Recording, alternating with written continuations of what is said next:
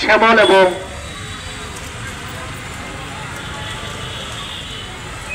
মঙ্গল টুডুকে তাদের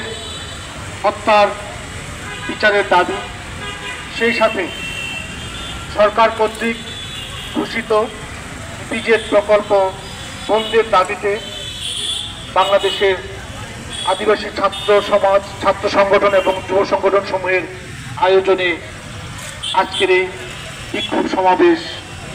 মানববন্ধন এবং মিছিল। আজকের এই মানববন্ধন এবং বিক্ষোভ মিছিলের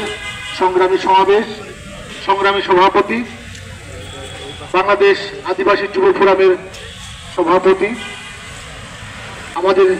সামনে উপস্থিত আছেন আমাদের নেতৃবৃন্দ, বিভিন্ন সংগঠনের প্রতিনিধিবৃন্দ, প্রিয় সাংবাদিক ভাই এবং প্রিয় উপস্থিতি, আপনাদের সকলকে বাংলাদেশ আদিবাসী ফোরামের পক্ষ থেকে বিপ্লবী শুভেচ্ছা এবং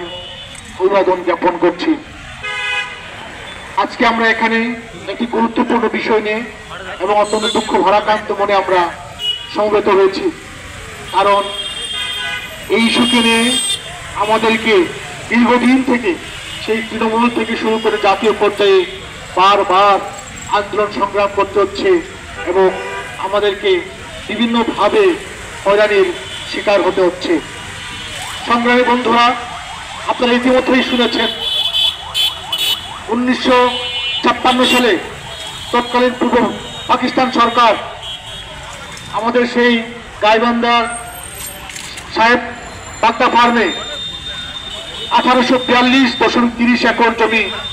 জোরপূর্বক দখল করে নেয় আমাদের সাঁওতাল আদিবাসীদের কাছ থেকে, এবং সেখানে অদূরেই রংপুরে একটি চিনি কল স্থাপন করা হয়।